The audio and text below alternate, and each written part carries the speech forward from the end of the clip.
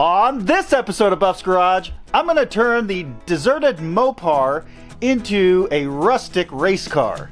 But to do that, I first have to fix some things.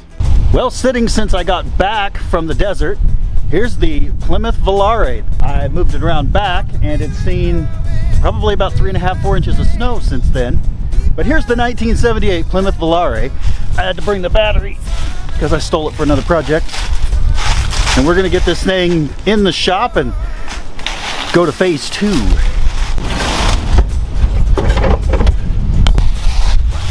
We still have our fuel solution. Let's see if that still works. So if you're like me and you grew up watching the General Lee on the Dukes of Hazzard, you'll know that Mopar doors don't always like to open. And in this case, the driver's door still doesn't open. Probably not gonna fix it. We'll just leave the window down and then crawl through like Bo Duke, because the next phase of this, we're gonna make this into a race car, or just look like one. Now it's almost been a month since we got back, so let's see if I can get it to fire up. Got my turn signal stock. I lost my fork. We'll just stick that in there. Some of you have asked why I didn't just buy an ignition switch while I was out in the desert. Well, 2 reasons. Number 1, then I couldn't use this to start it, and number 2, it would have taken another day for them to order it. So I guess I could have ordered one and then had it waiting, but then it wouldn't be a race car. Oh, I forgot the switch.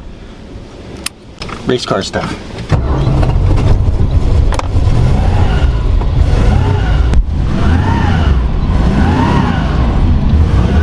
A lot of smoke. All right, let's go get it in the shop.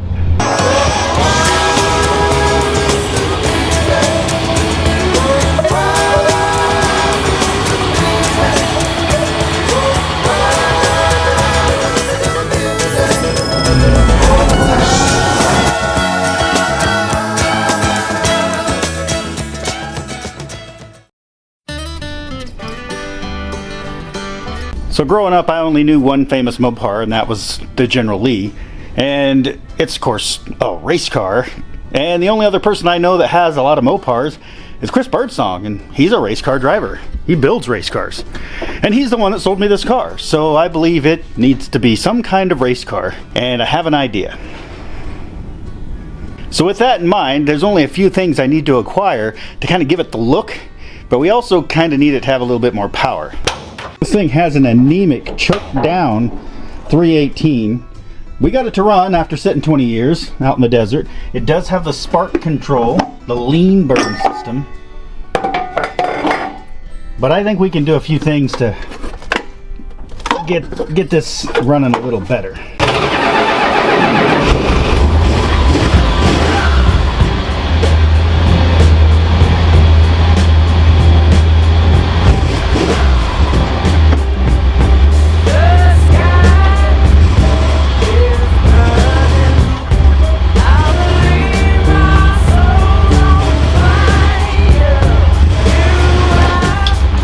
I'm hoping with a few small improvements, I can at least get the tires to fully turn over without being plugged with mud. It'd be cool, even if it's one wheel peel, to be able to do a burnout in this thing. We can always upgrade the rear end later to do the dual wheel peel, but for now, I kind of want to just give it a little more oomph. Let's see what we can come up with. Well, I'm still waiting on some parts. Did get in this Chinese Edelbrock Performer knockoff. Gonna start tearing apart this. So once I figure out why my fuel line is plugged, we'll start tackling this. But I want to make sure I'm still pulling fuel through the fuel line. I know it works through this one, but I'm gonna have to drop that fuel tank to figure out, you know, why it's plugged up. While I'm waiting on parts, I'm kind of de-trimming the car because it's missing most of its trim anyway, and I don't want just bits and pieces of it. So I'm slowly pulling the trim off. There's glass where the opera window is, but there's no glass for the whole thing. And I've got a neat little treat for this car, but I can't do it until I figure this out. Well, I got the air conditioner pump back off of the engine, but my hands just aren't working very well. It's under 0 degrees Fahrenheit outside. It's negative something, so whatever that translates to Celsius. It's cold. It's very, very cold. I had the wood stove and the heat turned up all night, and that's as warm as it got. So I'm doing what I can. I cannot complain. I'm indoors and I'm out of the wind. I'm actually out of the elements. It's at least that temperature and not zero. So I feel for all you guys that are having to work outside or in an unheated garage, but with the wood stove, the little heater going. What's up, Nova? Nova's generating body heat. There's only so much I can do to keep it warm in here. So we're gonna power through this in the cold and try to get the top end of this engine off. Back at it. That valve cover was leaking a lot. Get it out of here. Wow, that just looks really bad in there.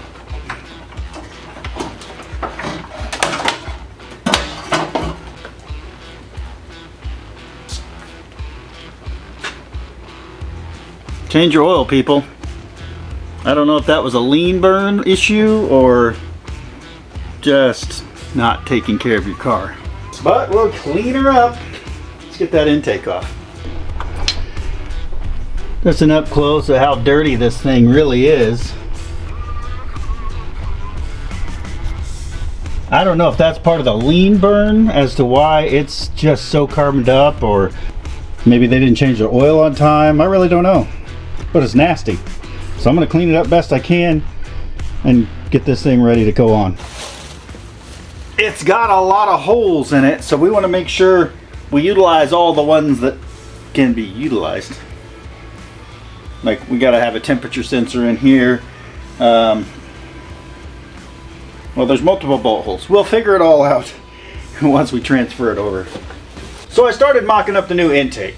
And you guys want to know why non-Mopar people don't like Mopars? Here's an example. This little bypass right here, we saw that disintegrated the first round of working on this. Well, that goes into this little nipple right there, which will not come out of this cast iron intake. So we need one. And do you think that part exists pretty much anywhere? No. You have to order it online. No part store has it. I looked at the websites for both of the major part stores in my area, and neither one of them even list it as a part option. They have the 3/4 all day long, but not the 1-inch. Yes, I could adapt it down, but I've already got the fancy little hose to do the bypass with, and of course I could just block off the bypass, but it's kind of there for a reason, right? I look at it as one of the many reasons why non-Mopar people don't like Mopars. It's those little specialty parts that you can't get anywhere, or that just don't make sense in the GM world. I did what any hack would do, and I went to my local hardware store and I picked up a 1-inch fitting. No, it doesn't have the barb on the end or the flare. We can always single clamp it. If that doesn't work, we can always double clamp it. But at this point, I've got to get this car going, and I can sit and wait on shipping, which has been the bane of my existence lately, or I can just thread this in. In the critical moment no one wants to miss. This thing weighs so much less than the other one.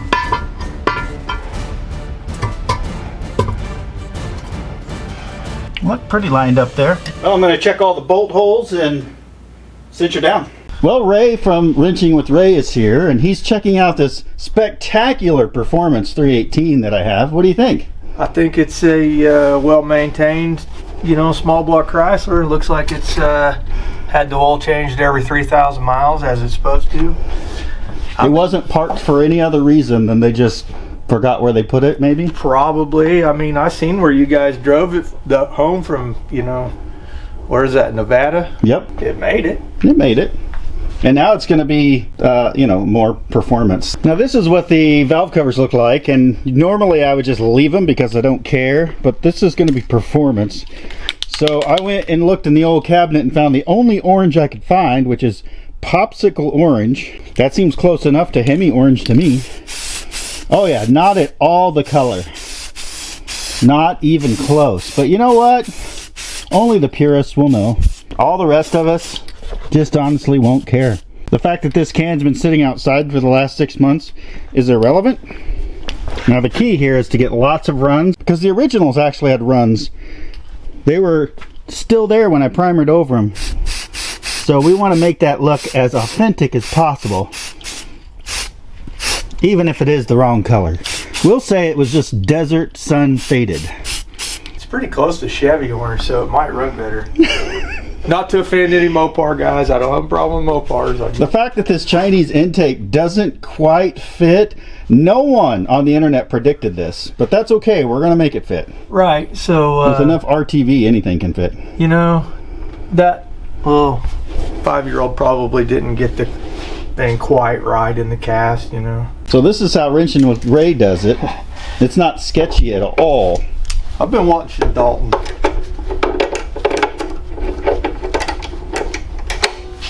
The fact that we're not using a cutoff wheel is pretty impressive. I didn't see one. Hey,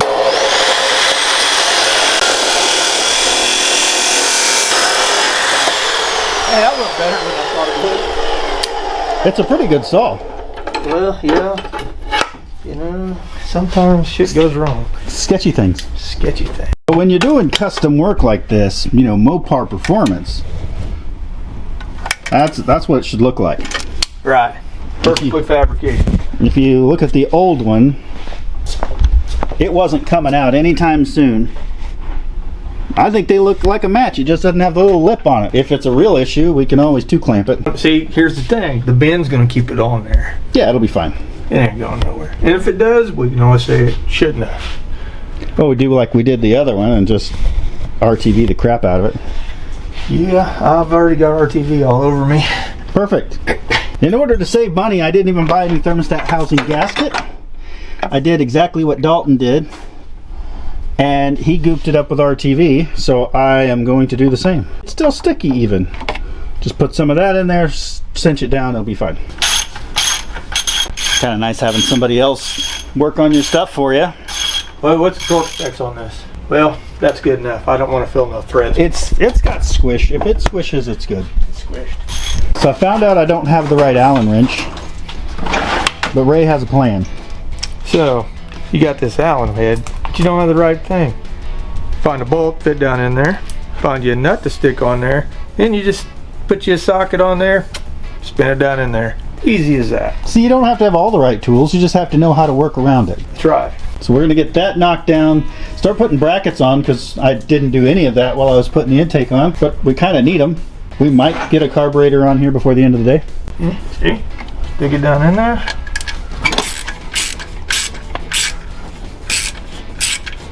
Sometimes you'll have to tighten that nut down till it stops. But, you know, it'll eventually tighten both of them. Still waiting on the brake booster to show up too. It got ordered and it's off in the shipping world somewhere. It's in there, and that's what matters. So you two can do stuff wrong. Just watch Wrenching with Ray. He'll teach you the right way and then show you the wrong way, I guess, because that's what we just did, but it worked. I'll either get called a hack or a genius. So we're going to complete our Chinese Edelwalk build with the Truck Talk 1406. If you understand what that number is, might get a chuckle out of it. But we're going to try to get it lined up and start figuring out where linkages go and all that. We don't even know if it works. It's fresh, new, out of the box. It looks very similar to what you guys might recognize as an Edelbrock, just like this Performer intake, but it's obviously not. And these were very cheap. You can buy them on eBay, Amazon, those kind of places. And the whole point I'm trying to make here is you don't have to buy the expensive stuff, or maybe you do. I don't know if it's going to work, but we're going to try it. I don't work on Mopars very often, so all you Mopar guys out there don't hate me, but it's out there and it's available. You could, in theory, add a little bit more performance to this with these parts. At least you're shedding weight.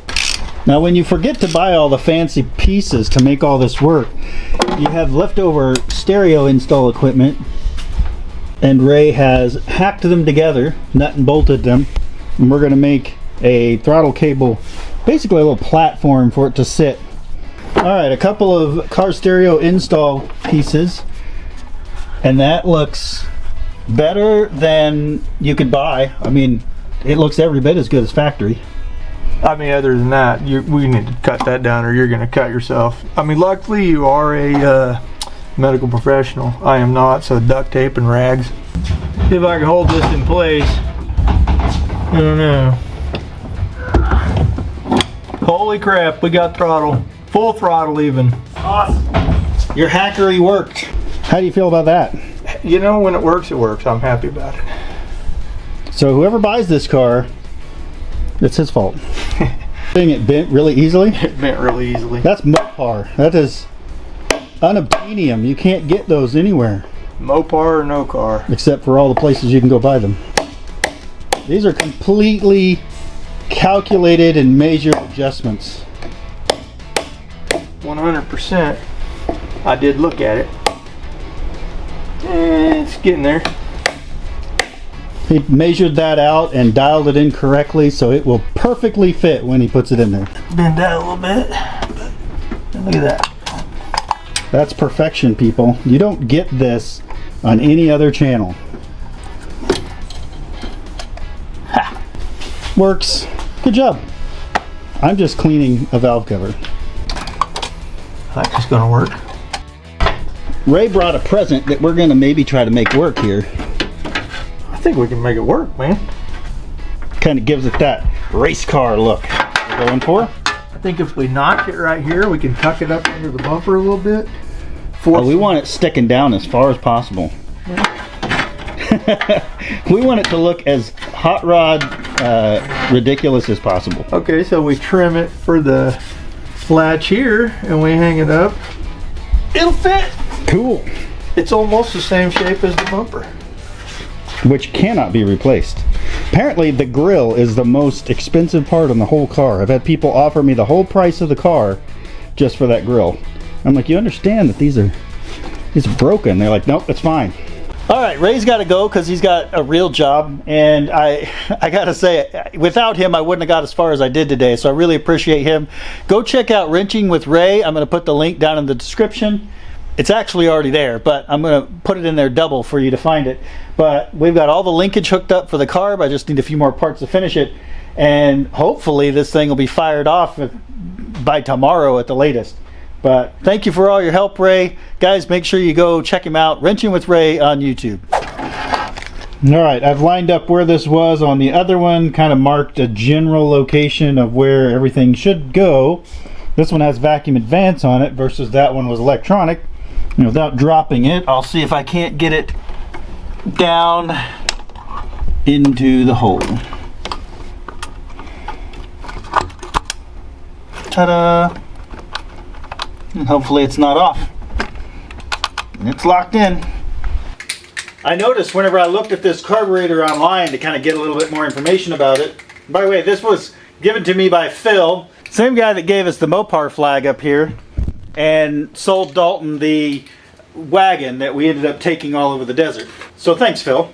So Phil gave me this carb, and I noticed it online. It had this picture of this carburetor that looks very similar to another version that you guys have seen, but it had a red label on the front that had no letters. So I figured least we can do is bring back the red. So when you don't have red paint in a can, I just spray paint a little bit on something disposable like this box and get a little paintbrush, just a tiny bit of reducer on it, and we'll make our little red spot on there. Do a little Bob Ross happy little Edelwalk. There we go. I may even print out some letters, really small letters, and stick them on there once that dries. Edelwalk. One of the subscribers came up with that name as a joke, and I'm running with it. I think it's hilarious. So while I was looking for stuff, I went ahead and pulled the screws out of this lean burn. I thought maybe you guys might want to look at what's inside. So this was mounted to the air breather, and it had this part right here inside the air breather. So if we open this up, we've got our vacuum wired in. This is where it plugged in to the harness, and we've got this epoxy type resin that holds everything together. And I'm sure what would happen is the little piece that was right here inside the air breather would move, and resistance would then be transferred, and it is adjusting the vacuum here, and somehow with the magic of the vacuum and the wiring, it would adjust the fuel burn to make it run leaner. Who knows what it's going to do now. It's definitely not going to have the lean burn. It's probably going to be running too rich with the Edelwalk. But I thought I'd dive into that and open it up and show you guys what the inside of a lean burn computer looked like from 1978. Well, with the carb now getting secured down, I need to figure out what I want to do with the fuel line, because this probably isn't going to work long term. I did get access to the fuel line down here where it goes into the pump. I did hit it with some air and blew it back into the tank, but I didn't drop the tank. So will it work? Maybe. Advertencia combustible. Anyway, I've lost my tubing cutter, so tubing cutter. Fuel line. This will go fine. Perfect. Now see, we can always save that for later. Recycling parts. Now I could go ahead and put a flare on the end of that, but you know I'm not going to. Double clamp method it is.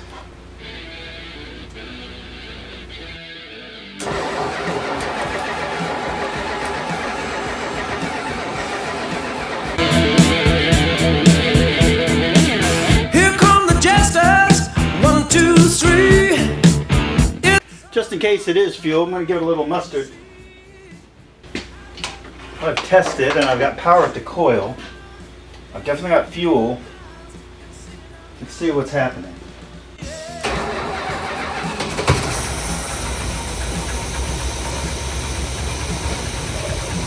Okay, so what the issue is somewhere I've got a disconnect. So I hooked up the old lean burn computer and it's connected the circuit to give me power at the coil. So I'll hunt that electrical issue down. Not firing on all 8 right now. We'll figure that out too. But it's alive! Went ahead and started pulling wiring out because there's a lot of excess wiring. The entire car ran off of this computer, and I did just get it to run, but only when it was plugged in, which means this computer is completing a circuit in here that we need to eliminate. So the only way to do that, because I put an HEI distributor in, is we had to use GM parts. That's right, we're going to have GM parts in our Mopar. So I'm going to work out exactly how this is going to be mounted in and wired in, and we should have a free running engine without the computer. Alright, so it still looks like a mess, but I followed the online forum to figure out how to wire this in, and I guess I'm gonna try it. Worst case scenario, it doesn't start and we just start over.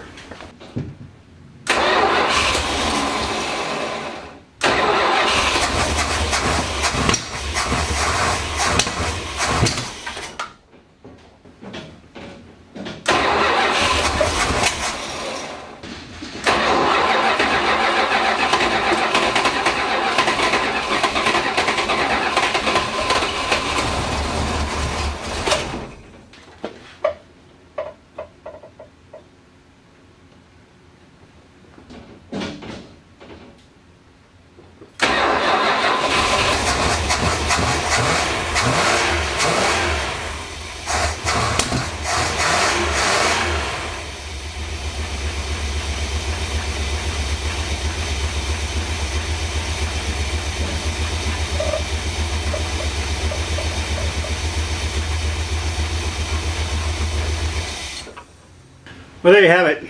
The ignition switch still doesn't do ignition stuff, so I'll work on that. But we got the timing mostly right. Got it running. Got more air and fuel going in. Now we need to get a little bit more of that out, because the engine's just a great big old air pump. Air goes in, fuel, air mix, combust, and then air's got to come out. So, yeah, it's kind of gross and smoky in here. And a lot of that has to do with a plugged catalytic converter. So underneath we've got the factory catalytic converter. Again, these were not on the 1976, but they did come out by 78. It Would venture to guess it's probably close to original. But either way, it needs to come out. This is where it'd be nice to have a lift, but we'll work with what we got.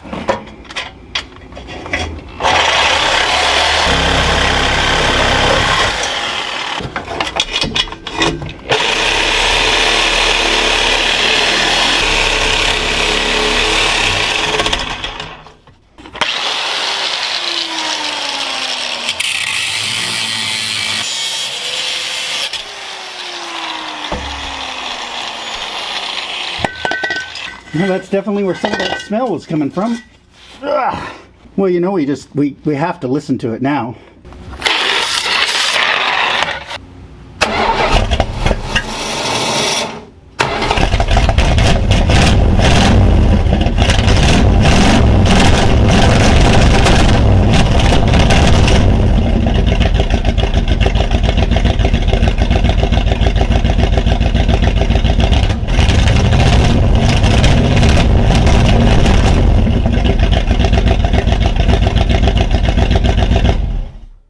Well, it's still not running very smooth. That's all stuff I can figure out when I do the timing, maybe adjust the carb a little bit, but it doesn't smell near as bad. I mean, it smells a lot like gas, which means we're probably running a little rich, but that's okay. We'll do some final tuning on this, but I need to finish off the rest of the exhaust and do the rest of the cosmetic work to make it look like a race car.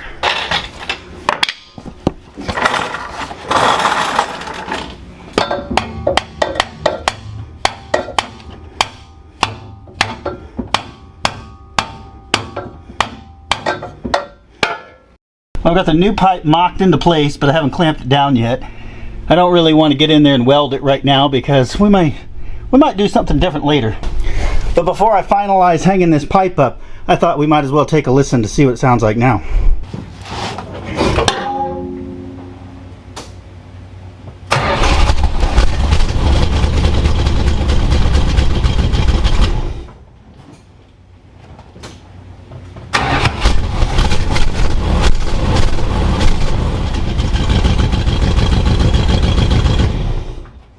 Well, obviously the exhaust fell, but it's still muted and sounding better than it was. So let me get the clamps, get that all buttoned up, and then we'll start making this thing look like a race car. Well, now that we've got all this back together and the beautiful Hemi orange sickle that we've got, I've got to complete the look with some cheap stickers off of Amazon. There you go. Direct from Mopar. Perfect. So with most of the wiring done, I started routing gauges to the inside of the car, but then I was met with the issue of deteriorating interior. Yeah. So I started to try to screw into the plastic, and it literally just came apart. And I guess current Dodge owners understand that's how it works, because I guess the later model Dodge Ram pickup trucks, they literally just fall apart. And that's what happened here. It just literally fell apart in my hands. So I got a piece of this angle that was laying out back in the yard, and I have cut it and fastened it in there, and it's going to create just that little lip right here, and then I can mount my gauges to it. I've got this gauge pod set up that I want to put right here, and I couldn't do that because the plastic just fell apart. So see, I got my switches and my starter over there. I'll put these gauges over here, and I guess I put a tack right there. We'll have some race car gauges on the inside, and then I can start on the outside. Alright, with the gauges mounted, I replaced the little flip switch with the big one that I used when we had this hooked up as the shutoff for the coil. So turn that on. There's voltage. Those light up. Apparently that doesn't light up.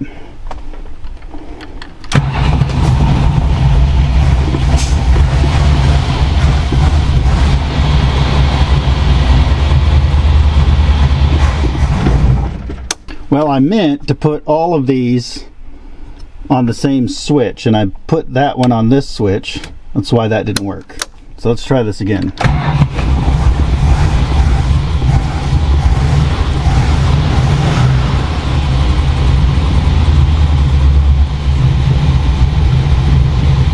We got a few adjustments to make, but so far so good. With the fuel line flushed and with blue air through it, it seems to be working again until it doesn't. So I guess we can remove the pole barn garage quick fix fuel line.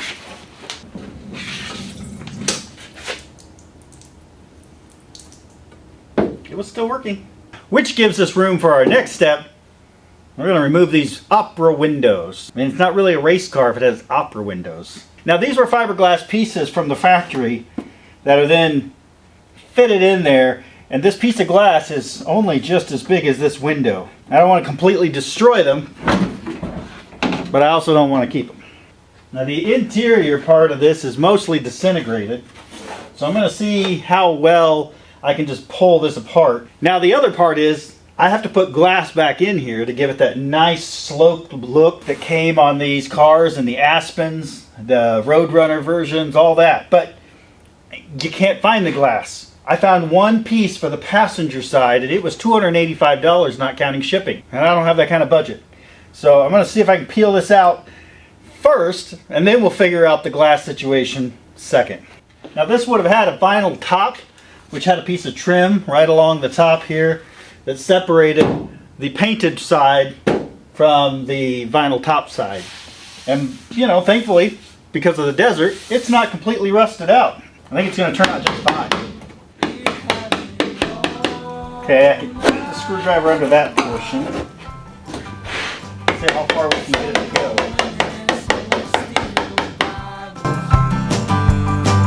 For the sake of my survival, baptize me in a bottle of bean for Johnny on the vinyl.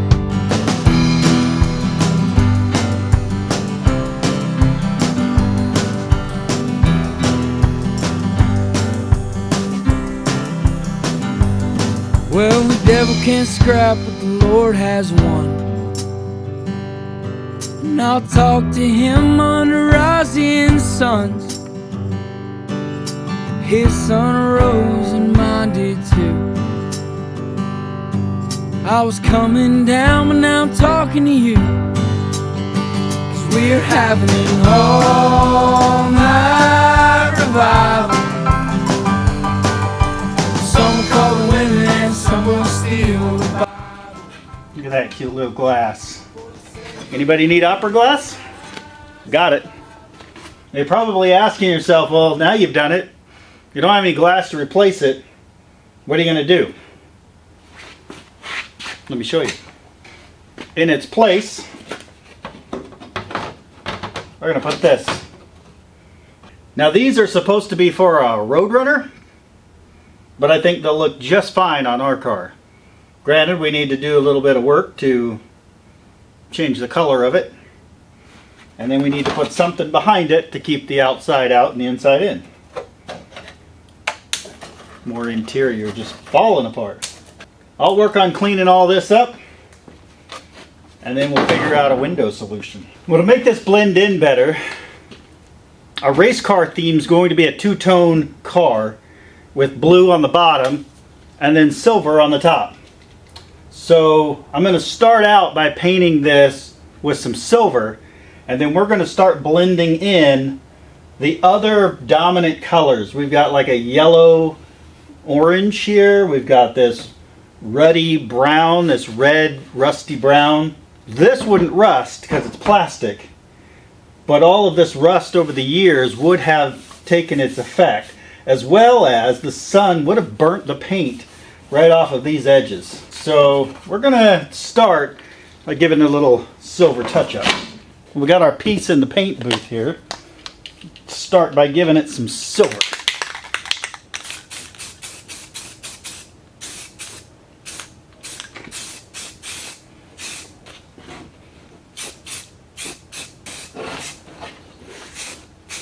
While that's still working its magic here, I want to create some brown streaks.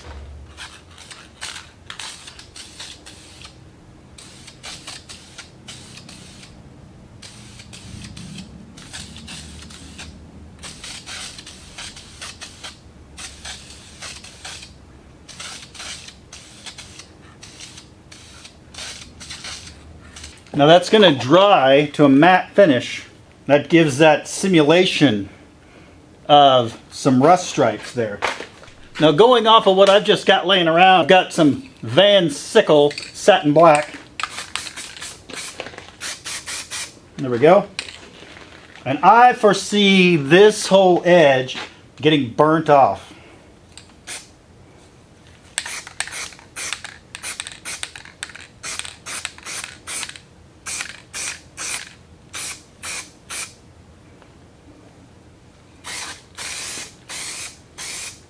You gotta experiment with it, play around with it until you get the desired look you really want. I got this piece of plexi at the local, big box lumber store. That's really it, because it was almost $100 by itself. But it's thick enough that I think it'll hold up as windows. And before you guys start barking that I could have went to a glass cutter or I could have just kept shopping for windows, two things. Number one, I'm already running out of time. Number two, nobody locally will cut the glass that I need. I've already called them. They won't even put windshields in my old cars, let alone cut windows. So this is what we're going to do. So I've got my plexi laid out. This is, of course, the louver I've been patinaing.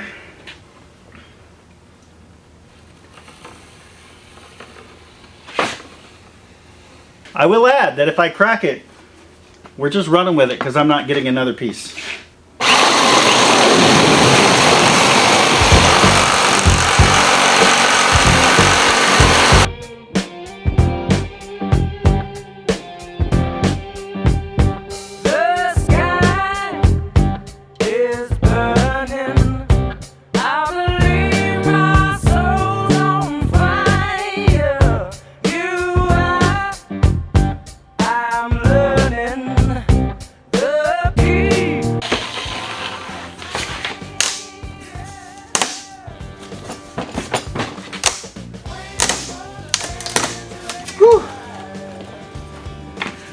Now I'll just kind of sand the edges and clean them up a little bit, and then we can peel the plastic and we have windows.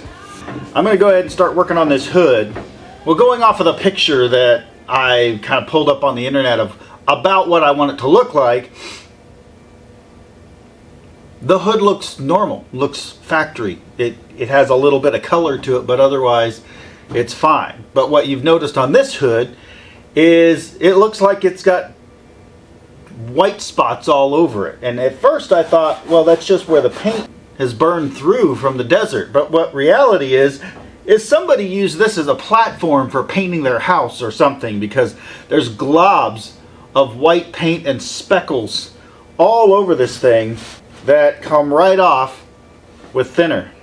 So I'm just going to start the restoration by clearing off the excess paint. So I've wiped everything down here and started masking it off. Finishing this race car look, we're building the louver windows, we're going to put a chin spoiler on and a rear deck spoiler, and now we kind of need to give it a rustic paint job. Most of you not like patina. I'm hit or miss. I got one patina car that I really like, and that's my 63 Grand Prix. This one, I'm trying to create the look. It has patina. And the more I clean it, the more the patina goes away. And it looks a lot like fake patina, even though I know it's the real thing. I didn't do anything to it.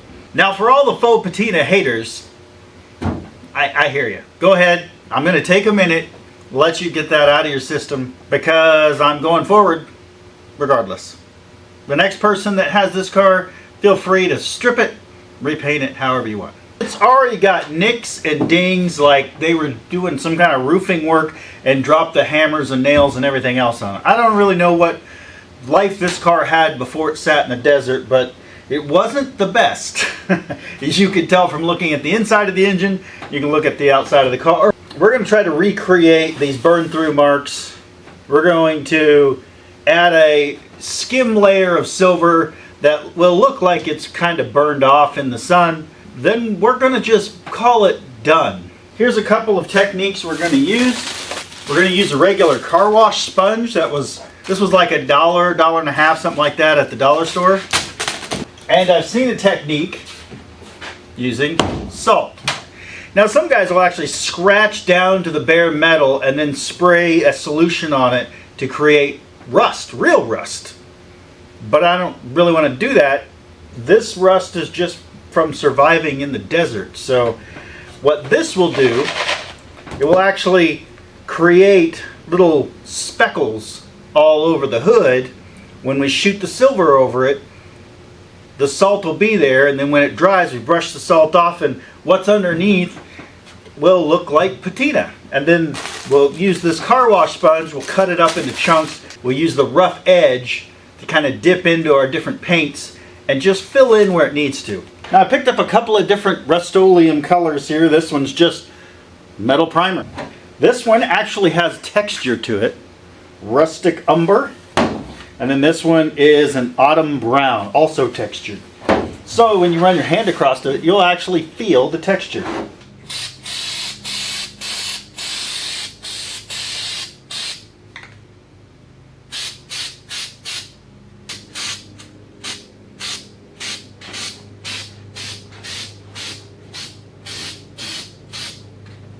We'll let it dry and we'll see, but I think we're just going to end up going with this regular primer. Kind of fill in all the little rusty spots we want to accentuate. Oh yeah, that's much better. Yep, I like that better. Now I know, what is this really going to do in the end? Well, it's going to make it look really cool on camera, and at the end of the day, maybe it'll entice a buyer to want to come pick it up, drive it around like it is, and then put all the money and effort into making it something really cool. Maybe that person's me. Probably not, but for now, we're going to upgrade what we got just a little bit. At the end of the day, we want it to look like it was a car that was just forgotten and rusty and sitting out in the desert. Because it was. But I got to also create that extra paint layer that wasn't there, which is going to be the silver. Now from everything I read online, you're going to want to get yourself a spray bottle full of water. I didn't have a spray bottle, but Super Clean sent me one. So now we have super water.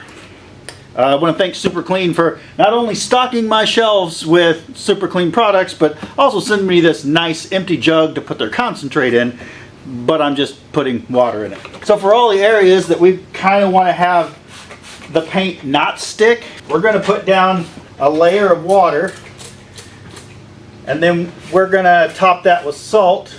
And once that's done, that will give us that, I guess, randomized texture.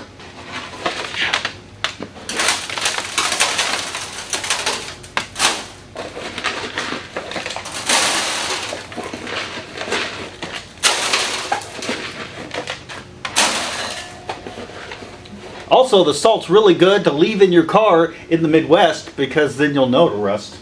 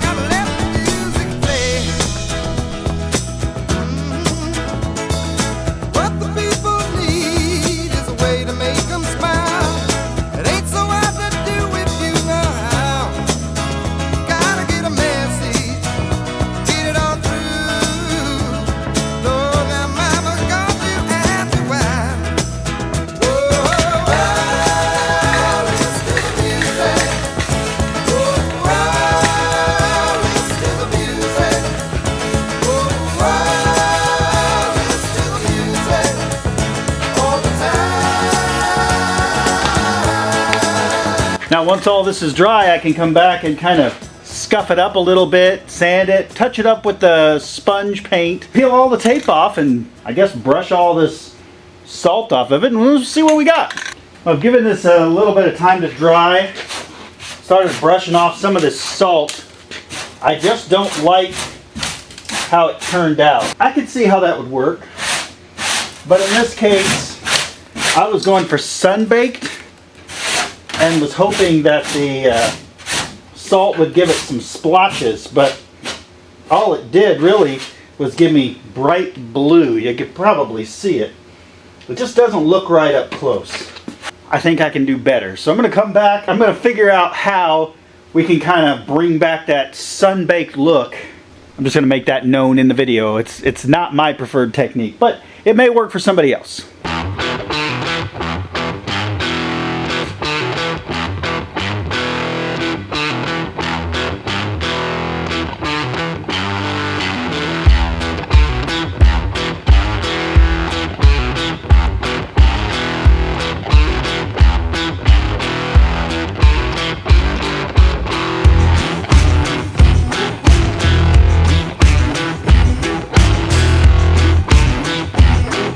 I'm attempting to learn how to pinstripe. I've got my pinstripe brush. I've got the wrong paint. It's how we do it.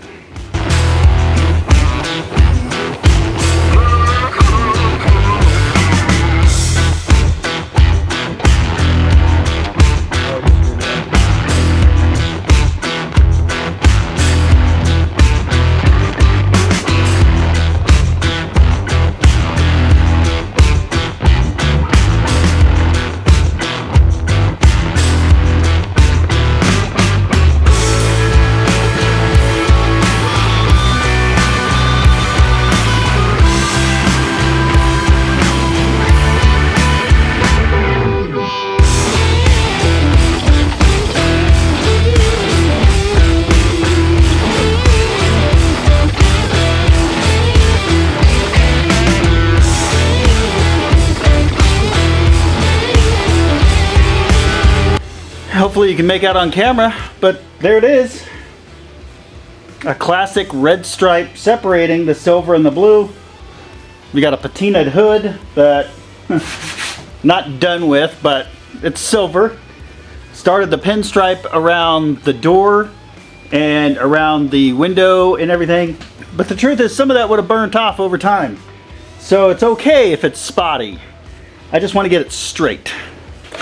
And now, with the precision of a Picasso, I'm going to take this 2-inch brush because it's pretty much the size of my number here. And I'm going to freehand it and hope it looks okay. Here's what I know. It doesn't have a 43 on the door. It's about to.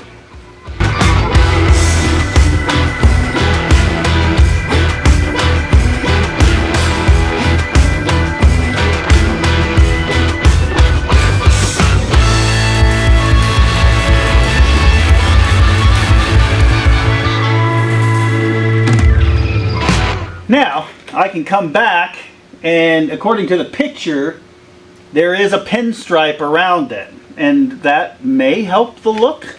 Again, we're not going for perfection here. I want to see brush strokes. I want to see rough and rustic and not perfect. Now my goal for this is to kind of kick it up a little bit. And as you can see on the front, it's got a little bit of a shine to it. To me, it's got a little kick, a little pop. Something you'll see from a bit of a distance. It's almost as if I clear coated over the patina. Now, but I'm not doing anything that somebody else hasn't already done. I'm just taking my buffer wheel, putting some cutting compound on it, putting it on there, and letting it polish. It's just a medium cut. It's no big deal. And that's it. I did notice as I was cleaning this off, I was trying to get the gummy stuff from that black tape that held our fuel hose on. Really good stuff too, by the way. I noticed that there's this dark blue metallic layer, but then there's like a light whitish gray primer, and then a more bright blue layer on top of it. So this car's been repainted. So with everything else going on, it's actually got 2 paint jobs. I like the dark blue metallic, and that seems to be the original because I can see it inside the trunk lid and inside the hood. So it matches what we were going to do with the car anyway, but rather than take off all this top blue that's on here, I think it'll look really cool to just polish it out the way it is. Let it blend the two together. You'll get a little bit of that primer, a little bit of that top blue, which is a brighter blue, and then this dark blue metallic that's on the bottom. Now, this is going to go everywhere, just to warn you.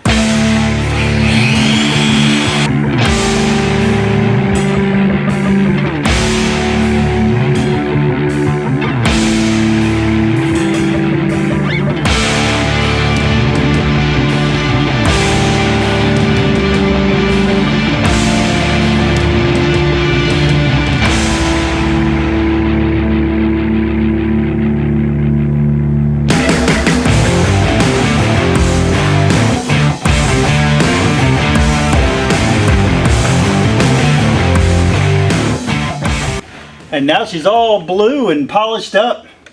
It does really contrast with the door, but I have to say that's how it was when I got it. I just added the 43. So you know what I need to do? Let's put some glass in here and get the louver on. Now, of all the cheap workarounds I try to do, I went ahead and got Permatex glass weld, and that's gonna hopefully work in my super old caulking gun. I mean, it holds windshields in, so it should hold this in. So I suppose I do the risky thing. Peel off this side of the plastic. I've test fitted it to make sure it's going to fit. Now we're going to put it on the inside, and then our louver goes in on the outside. Here's to hoping this works. By the way, this stuff is not cheap. It's like $30, $40. There we go. Now, when I took the opera window out, it had pretty good globs of this showing through, even past the fancy trim. So I'm not too worried about you guys being able to see it, because number one, that's how the factory did it. Number two, it's going to be covered by louvers. I don't really want to get this all over me. I don't want to go too crazy because I need enough to do the other side. Well, thankfully there's chunks of lumber just laying around. So, without making a huge mess, get this in position. Already making a huge mess. Perfect.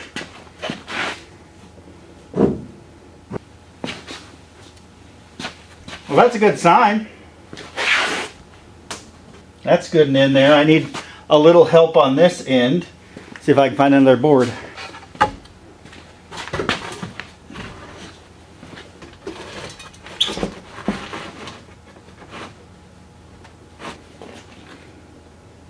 You know, that ain't bad. And again, any black that's on there, scratches or anything, it's not going to matter. It's going to be behind the louver. But there's a window. Well, this is the hard part about building a car. You got to wait sometimes. So I had to wait overnight for that window seal to set up.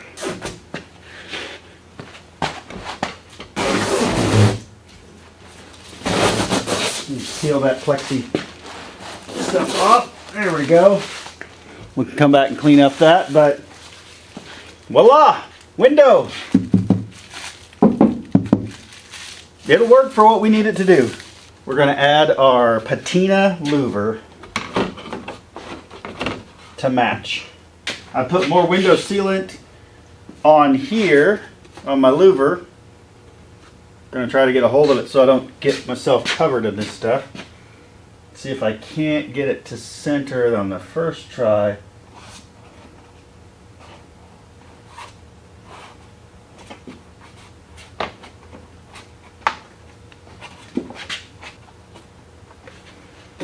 There you have it.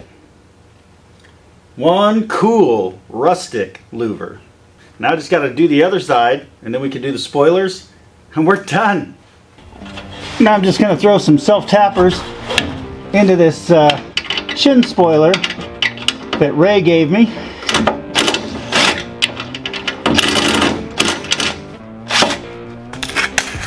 And that should hold it. I may come back later and maybe trim this and radius it up on both sides. Just kind of make a relief cut, radius it up and give it a little bit more curve. But for now, it's installed.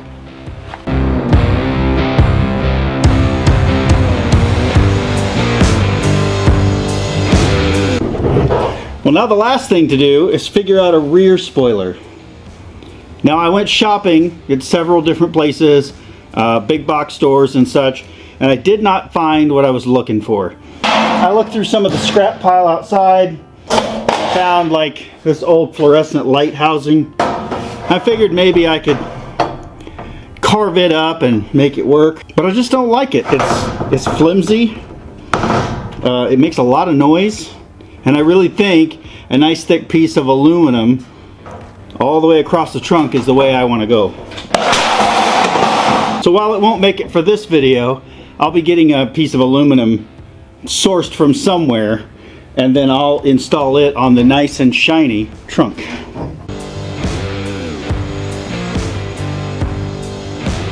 So I'm also working on some tail lights, but I'm going to go ahead and finish them off camera because it doesn't really matter, being that it's a race car. But I will be getting tail lights set up for this so that I can drive it on the road. But the biggest question I've had is, will it do a burnout now? Let's find out.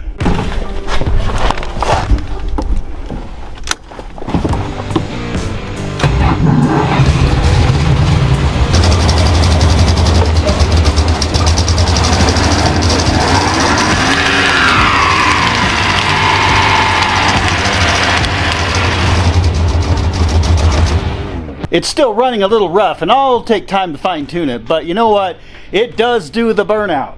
One wheel peel only, which is the other side, but it does do the burnout now, thanks to a little bit of cheap Chinese ingenuity. Thanks, China, for ripping off the American automotive market. Anyway, get your cheap stuff while you can, because it may get a lot more expensive soon. But there you have it. It's a 1978 Plymouth Volare I rescued from the desert with pole barn garage, drove 1,200 miles from the desert to Oklahoma, here into the shop, and now I have turned it into a rusty race car lookalike. Make sure to check out the merch at buffsgarage.com. Stay tuned for more episodes on this and other vehicles, and thanks for watching Buff's Garage.